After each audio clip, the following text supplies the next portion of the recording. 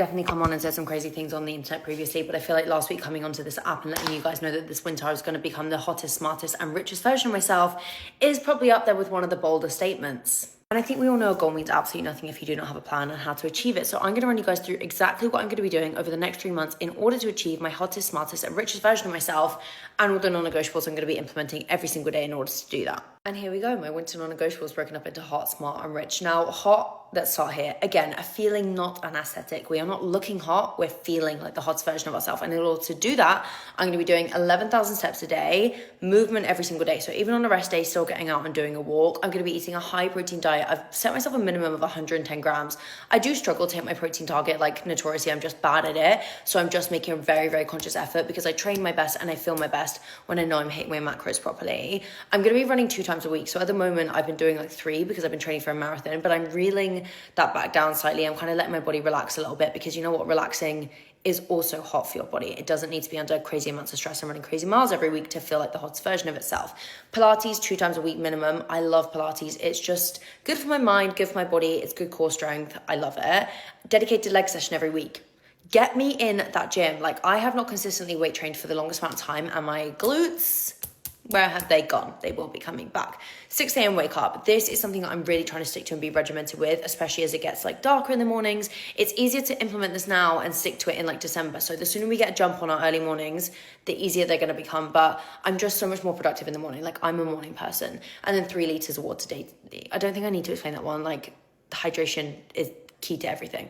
Now let's go through SMART. How am I going to grow intellectually and mentally? Podcast over music. I find myself just like idly listening to music. So many opportunities in the day where I could be listening to a podcast and actually like learning something.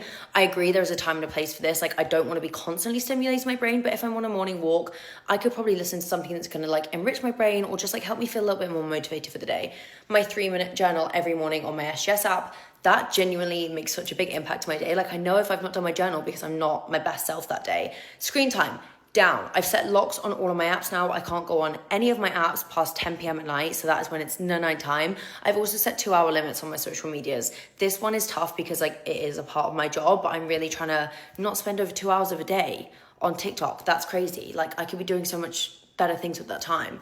Reading. I want to read 10 pages a day. Like, that's not a lot, but I really have like loved having my Kindle out and reading books, and I just want to get into a better habit of it. So I think if I can start doing at least 10 pages a day, that will be enough to like get me into a book and get me reading.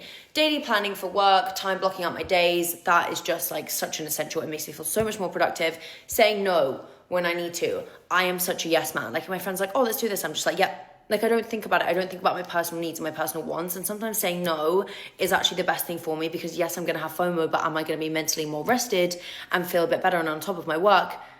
Yes. So we need to start saying no. And daily affirmations. I love saying daily affirmations. I feel like waking up and just like confirming to yourself that like you are going to have a good day, you feel good, you're confident, you're going to work hard. Like, those things like set you up for success in your day.